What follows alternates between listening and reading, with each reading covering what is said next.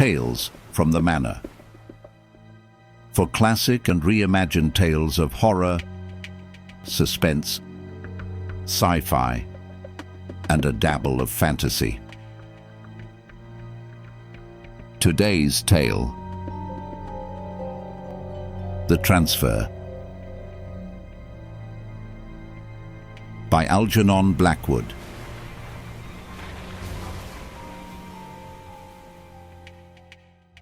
The transfer. The child began to cry in the early afternoon, about 3 o'clock to be exact. I remember the hour, because I had been listening with secret relief to the sound of the departing carriage. Those wheels fading into the distance down the gravel drive with Mrs. Freen and her daughter Gladys, to whom I was governess, meant for me some hours' welcome rest, and the June day was oppressively hot. Moreover, there was this excitement in the little country household that had told upon us all, but especially upon myself. This excitement, running delicately behind all the events of the morning, was due to some mystery, and the mystery was of course kept concealed from the governess. I had exhausted myself with guessing and keeping on the watch, for some deep and unexplained anxiety possessed me, so that I kept thinking of my sister's dictum that I was really much too sensitive to make a good governess, and that I should have done far better as a professional clairvoyante. Mr. Freen, senior, Uncle Frank, was expected for an unusual visit from town about tea-time. That I knew. I also knew that his visit was concerned somehow with the future welfare of little Jamie, Gladys's 7-year-old brother. More than this, indeed, I never knew, and this missing link makes my story in a fashion incoherent, an important bit of the strange puzzle left out. I only gathered that the visit of Uncle Frank was of a condescending nature, that Jamie was told he must be upon his very best behaviour to make a good impression, and that Jamie, who had never seen his uncle, dreaded him horribly already in advance. Then, trailing thinly through the dying crunch of the carriage wheels this sultry afternoon, I heard the curious little wail of the child's crying, with the effect, wholly unaccountable, that every nerve in my body shot its bolt electrically, bringing me to my feet with a tingling of unequivocal alarm. Positively the water ran into my eyes. I recalled his white distress that morning, when told that Uncle Frank was motoring down for tea, and that he was to be very nice indeed to him. It had gone into me like a knife. All through the day, indeed, had run this nightmare quality of terror and vision. "The man with the enormous face?" he had asked in a little voice of awe, and then gone speechless from the room in tears that no amount of soothing management could calm. That was all I saw, and what he meant by the enormous face gave me only a sense of vague presentiment. But it came as anticlimax somehow, a sudden revelation of the mystery and excitement that pulsed beneath the quiet of the stifling summer day. I feared for him, for of all that commonplace household I loved Jamie best, though professionally I had nothing to do with him. He was a high-strung, ultra-sensitive child, and it seemed to me that no one understood him, least of all his honest, tender-hearted parents, so that his little wailing voice brought me from my bed to the window in a moment like a call for help. The haze of June lay over that big garden like a blanket. The wonderful flowers, which were Mr. Freen's delight, hung motionless. The lawns, so soft and thick, cushioned all other sounds. Only the limes and huge clumps of guelder roses hummed with bees. Through this muted atmosphere of heat and haze, the sound of the child's crying floated faintly to my ears, from a distance. Indeed, I wonder now that I heard it at all, for the next moment I saw him down beyond the garden, standing in his white sailor suit alone, 200 yards away. He was down by the ugly patch where nothing grew, the forbidden corner. A faintness then came over me at once, a faintness as of death, when I saw him there of all places, where he never was allowed to go, and where, moreover, he was usually too terrified to go. To see him standing solitary in that singular spot, above all, to hear him crying there, bereft me momentarily of the power to act. Then, before I could recover my composure sufficiently to call him in, Mr. Freen came round the corner from the lower farm with the dogs, and, seeing his son, performed that office for me. In his loud, good-natured, hearty voice he called him, and Jamie turned and ran as though some spell had broken just in time, ran into the open arms of his fond but uncomprehending father, who carried him indoors on his shoulder while asking what all this hubbub was about. And at their heels the tailless sheepdogs followed, barking loudly and performing what Jamie called their gravel dance, because they ploughed up the moist, rolled gravel with their feet. I stepped back swiftly from the window lest I should be seen. Had I witnessed the saving of the child from fire or drowning, the relief could hardly have been greater. Only Mr. Freen, I felt sure, would not say and do the right thing quite. He would protect the boy from his own vain imaginings, yet not with the explanation that could really heal. They disappeared behind the rose trees, making for the house. I saw no more till later, when Mr. Freen, Senior, arrived. To describe the ugly patch as singular is hard to justify, perhaps, yet some such word is what the entire family sought, though never, oh never, used. To Jamie and myself, though equally we never mentioned it, that treeless, flowerless spot was more than singular. It stood at the far end of the magnificent rose garden, a bald, sore place where the black earth showed uglily in winter, almost like a piece of dangerous bog, and in summer baked and cracked with fissures where green lizards shot their fire in passing. In contrast to the rich luxuriance of death amid life, a centre of disease that cried for healing lest it spread, but it never did spread. Behind it stood the thick wood of silver birches, and, glimmering beyond, the orchard meadow, where the lambs played. The gardeners had a very simple explanation of its barrenness, that the water all drained off it owing to the lie of the slopes immediately about it, holding no remnant to keep the soil alive. I cannot say. It was Jamie who felt its spell and haunted it, who spent whole hours there, even while afraid, and for whom it was finally labelled strictly out of bounds, because it stimulated his already big imagination, not wisely, but too darkly. It was Jamie who buried ogres there and heard it crying in an earthy voice, swore that it shook its surface sometimes while he watched it, and secretly gave it food in the form of birds or mice or rabbits he found dead upon his wanderings. And it was Jamie who put so extraordinarily into words the feeling that the horrid spot had given me from the moment I first saw it. "It's bad, Miss Gould," he told me. "But Jamie, nothing in nature is bad. Exactly. Only different from the rest sometimes. Miss Gould, if you please, then it's empty. It's not fed. It's dying because it can't get the food it wants." And when I stared into the little pale face, where the eyes shone so dark and wonderful, seeking within myself for the right thing to say to him, he added, with an emphasis and conviction that made me suddenly turn cold, "Miss Gould," he always used my name like this in all his sentences, "it's hungry, don't you see? But I know what would make it feel all right. Only the conviction of an earnest child, perhaps, could have made so outrageous a suggestion worth listening to for an instant. But for me, who felt that things an imaginative child believed were important, it came with a vast, disquieting shock of reality. Jamie, in this exaggerated way, had caught at the edge of a shocking fact. A hint of dark, undiscovered truth had leapt into that sensitive imagination.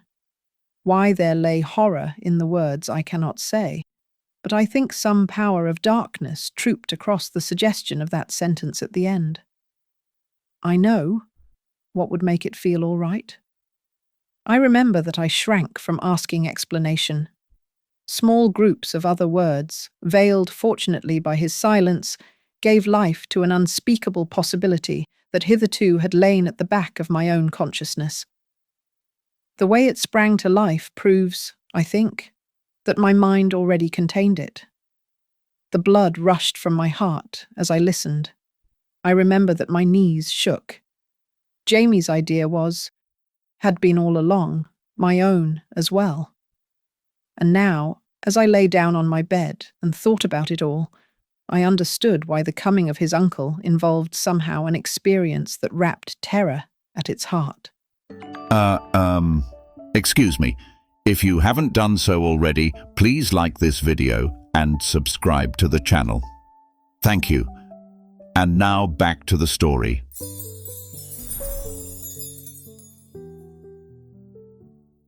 With a sense of nightmare certainty that left me too weak to resist the preposterous idea, too shocked, indeed, to argue or reason it away, this certainty came with its full black blast of conviction. And the only way I can put it into words, since nightmare horror really is not properly tellable at all, seems this: that there was something missing in that dying patch of garden, something lacking that it ever searched for, something, once found and taken, that would turn it rich and living as the rest. More, that there was some living person who could do this for it. Mr. Freen, Senior, in a word, Uncle Frank, was this person who out of his abundant life could supply the lack, unwittingly. For this connection between the dying, empty patch and the person of this vigorous, wealthy, and successful man had already lodged itself in my subconsciousness before I was aware of it. Clearly, it must have lain there all along, though hidden. Jamie's words, his sudden pallor, his vibrating emotion of fearful anticipation had developed the plate, but it was his weeping alone there in the forbidden corner that had printed it. The photograph shone framed before me in the air. I hid my eyes. But for the redness, the charm of my face goes to pieces unless my eyes are clear. I could have cried. Jamie's words that morning about the enormous face came back upon me like a battering ram. Mr. Freen, Senior, had been so frequently the subject of conversation in the family since I came. I had so often heard him discussed, and had then read so much about him in the papers, his energy, his philanthropy, his success with everything he laid his hand to, that a picture of the man had grown complete within me. I knew him as he was, within, or as my sister would have said, clairvoyantly. And the only time I saw him, when I took Gladys to a meeting where he was chairman and later felt his atmosphere and presence, while for a moment he patronizingly spoke with her, had justified the portrait I had drawn. The rest, you may say, was a woman's wild imagining, but I think rather it was that kind of divining intuition which women share with children. If souls could be made visible, I would stake my life upon the truth and accuracy of my portrait. For this, Mr. Freen was a man who drooped alone, but grew vital in a crowd, because he used their vitality. He was a supreme, unconscious artist in the science of taking the fruits of others' work and living for his own advantage. He vampired, unknowingly, no doubt, everyone with whom he came in contact, left them exhausted, tired, listless. Others fed him, so that while in a full room he shone, alone by himself and with no life to draw upon, he languished and declined. In the man's immediate neighborhood, you felt his presence draining you. He took your ideas, your strength, your very words, and later used them for his own benefit and aggrandizement. Not evilly, of course. The man was good enough. But you felt that he was dangerous, owing to the facile way he absorbed into himself all loose vitality that was to be had.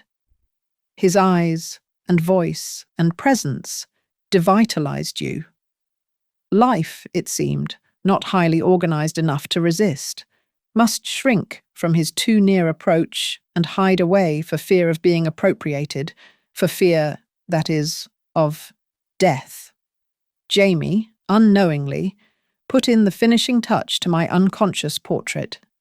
The man carried about with him some silent, compelling trick of drawing out all your reserves, then swiftly pocketing them.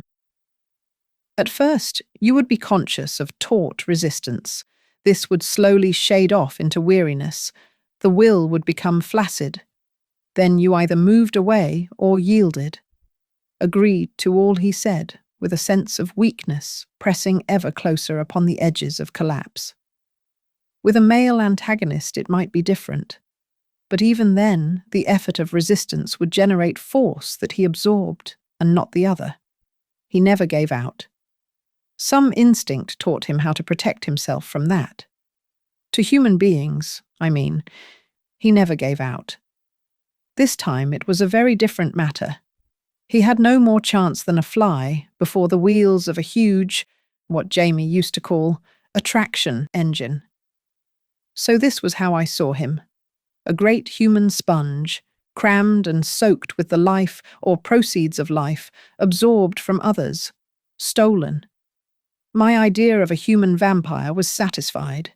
He went about carrying these accumulations of the life of others. In this sense, his life was not really his own. For the same reason, I think, it was not so fully under his control as he imagined. And in another hour, this man would be here. I went to the window. My eye wandered to the empty patch, dull black there amid the rich luxuriance of the garden flowers. It struck me as a hideous bit of emptiness yawning to be filled and nourished. The idea of Jamie playing round its bare edge was loathsome. I watched the big summer clouds above, the stillness of the afternoon, the haze. The silence of the overheated garden was oppressive. I had never felt a day so stifling, motionless. It lay there, waiting. The household, too, was waiting for the coming of Mr. Freen from London in his big motor car. And I shall never forget the sensation of icy shrinking and distress with which I heard the rumble of the car. He had arrived. Tea was already on the lawn beneath the lime trees, and Mrs. Freen and Gladys, back from their drive, were sitting in wicker chairs. Mr. Freen, Jr., was in the hall to meet his brother, but Jamie, as I learned afterwards, had shown such hysterical alarm, offered such bold resistance, that it had been deemed wiser to keep him in his room. Perhaps, after all, his presence might not be necessary. The visit clearly had to do with something on the uglier side of life, money, settlements, or what not. I never knew exactly, only that his parents were anxious, and that Uncle Frank had to be propitiated. It does not matter. That has nothing to do with the affair. What has to do with it, or I should not be telling the story, is that Mrs. Freen sent for me to come down, in my nice white dress, if I didn't mind, and that I was terrified yet pleased, because it meant that a pretty face would be considered a welcome addition to the visitor's landscape. Also, most odd it was, I felt my presence was somehow inevitable, that in some way it was intended that I should witness what I did witness.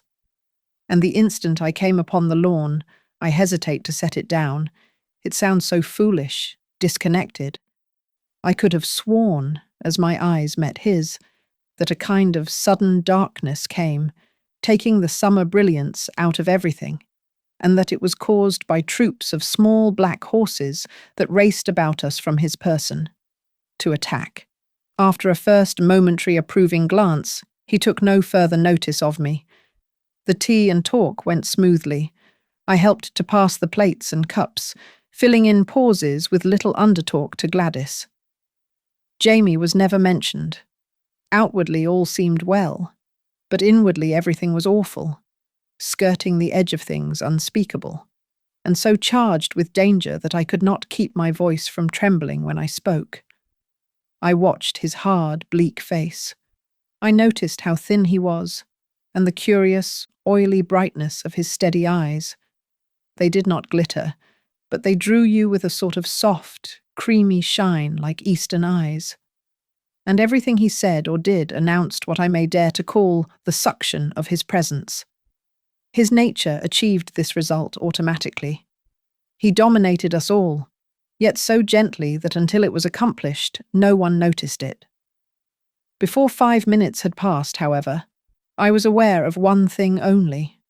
My mind focused exclusively upon it, and so vividly that I marveled the others did not scream or run, or do something violent to prevent it. And it was this, that separated merely by some dozen yards or so, this man, vibrating with the acquired vitality of others, stood within easy reach of that spot of yawning emptiness, waiting and eager to be filled. Earth scented her prey. These two active centres were within fighting distance. He so thin, so hard, so keen, yet really spreading large with the loose surround of others' life he had appropriated, so practised and triumphant. That other so patient, deep, with so mighty a draw of the whole earth behind it, and, so obviously aware that its opportunity at last had come.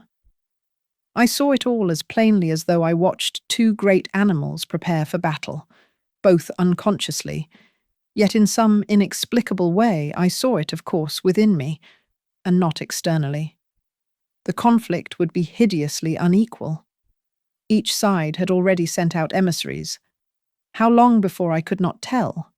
For the first evidence he gave that something was going wrong with him was when his voice grew suddenly confused, he missed his words, and his lips trembled a moment and turned flabby.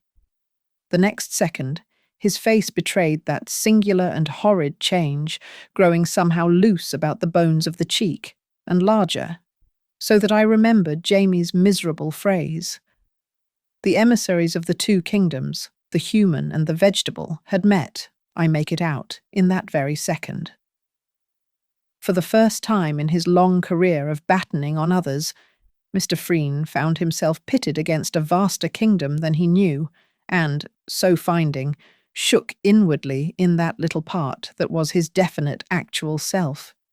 He felt the huge disaster coming.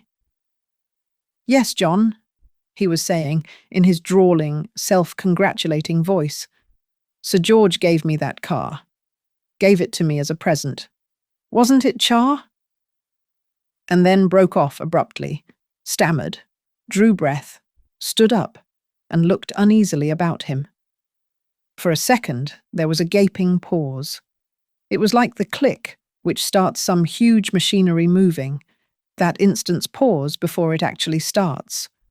The whole thing, indeed, then went with the rapidity of machinery running down and beyond control. I thought of a giant dynamo working silently and invisible. "What's that?" he cried, in a soft voice charged with alarm. "What's that horrid place? And someone's crying there. Who is it?" He pointed to the empty patch. Then, before anyone could answer, he started across the lawn towards it, going every minute faster. Before anyone could move, he stood upon the edge. He leaned over, peering down into it. It seemed a few hours passed, but really they were seconds, for time is measured by the quality and not the quantity of sensations it contains. I saw it all with merciless, photographic detail, sharply etched amid the general confusion. Each side was intensely active, but only one side, the human, exerted all its force, in resistance. The other merely stretched out a feeler, as it were, from its vast potential strength. No more was necessary. It was such a soft and easy victory. Oh, it was rather pitiful. There was no bluster or great effort, on one side at least. Close by his side I witnessed it, for I, it seemed, alone had moved and followed him. No one else stirred, though Mrs. Freen clattered noisily with the cups, making some sudden impulsive gesture with her hands, and Gladys, I remember, gave a cry. It was like a little scream. "Oh, Mother, it's the heat, isn't it?" Mr. Freen, her father, was speechless, pale as ashes, but the instant I reached his side, it became clear what had drawn me there thus instinctively. Upon the other side, among the silver birches, stood little Jamie. He was watching. I experienced, for him, one of those moments that shake the heart. A liquid fear ran all over me, the more effective because unintelligible, really. Yet I felt that if I could know all, and what lay actually behind, my fear would be more than justified. That the thing was awful, full of awe. And then it happened, a truly wicked sight, like watching a universe in action, yet all contained within a small square foot of space. I think he understood vaguely that if someone could only take his place, he might be saved. And that was why, discerning instinctively the easiest substitute within reach, he saw the child and called aloud to him across the empty patch, "James, my boy, come here." His voice was like a thin report, but somehow flat and lifeless, as when a rifle misses fire, sharp yet weak. It had no crack in it. It was really supplication. And with amazement, I heard my own ring out imperious and strong, though I was not conscious of saying it. "Jamie, don't move. Stay where you are." But Jamie, the little child, obeyed neither of us. Moving up nearer to the edge, he stood there, laughing. I heard that laughter, but could have sworn it did not come from him. The empty, yawning patch gave out that sound.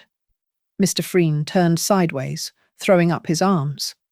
I saw his hard, bleak face grow somehow wider, spread through the air, and downwards. A similar thing I saw was happening at the same time to his entire person, for it drew out into the atmosphere in a stream of movement. The face for a second made me think of those toys of green India rubber that children pull. It grew enormous. But this was an external impression only. What actually happened, I clearly understood, was that all this vitality and life he had transferred from others to himself for years was now in turn being taken from him and transferred elsewhere. One moment on the edge he wobbled horribly, then with that queer sideways motion, rapid yet ungainly, he stepped forward into the middle of the patch and fell heavily upon his face. His eyes, as he dropped, faded shockingly, and across the countenance was written plainly what I can only call an expression of destruction. He looked utterly destroyed. I caught a sound. From Jamie? But this time not of laughter. It was like a gulp. It was deep and muffled, and it dipped away into the earth. Again I thought of a troop of small black horses galloping away down a subterranean passage beneath my feet, plunging into the depths, their tramping growing fainter and fainter into buried distance. In my nostrils was a pungent smell of earth, and then all passed. I came back into myself. Mr. Freen, Jr., was lifting his brother's head from the lawn where he had fallen from the heat, close beside the tea table. He had never really moved from there, and Jamie, I learned afterwards, had been the whole time asleep upon his bed upstairs, worn out with his crying and unreasoning alarm. Gladys came running out with cold water, sponge and towel, brandy too. All kinds of things. "Mother, it was the heat, wasn't it?" I heard her whisper, but I did not catch Mrs. Freen's reply. From her face it struck me that she was bordering on collapse herself. Then the butler followed, and they just picked him up and carried him into the house.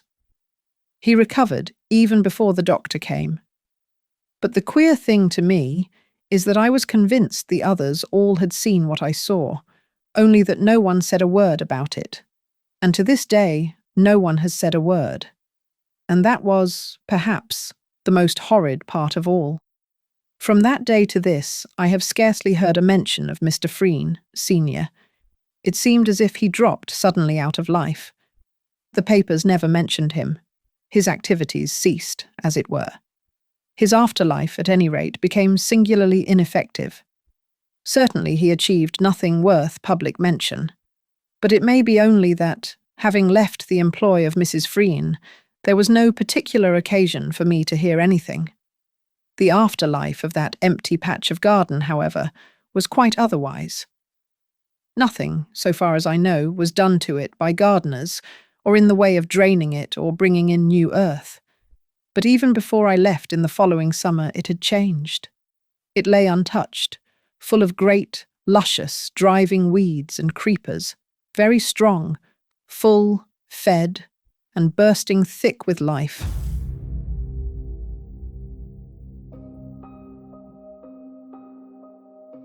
If you enjoyed this, please subscribe and share with another classic audiobook lover.